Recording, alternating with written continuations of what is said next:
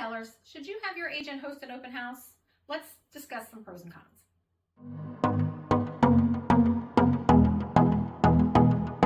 Pro number one, it's a great way to get a lot of eyes on your property all at once. An open house in the beginning of your listing period could result in more potential buyers in less time.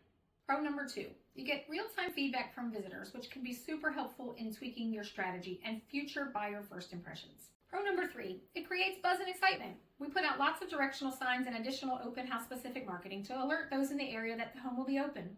A well-attended open house can make the place feel in demand and bring more attention to your listing. But let's talk about some cons. Con number one is you're opening your home to a lot of strangers, which might feel a little risky. The open house is public, but most of the buyers walking through have not been vetted or pre-approved by an agent or lender. Con number two, you don't always get serious buyers. Some are just window shopping or curious neighbors, and you've made great efforts to clean the house, stage it, and leave with your family and pets for the day. So before you decide, weigh the pros and cons and talk with your agent, that's me, to see if it's the right move for your home. Want more tips on selling? Comment below and follow us.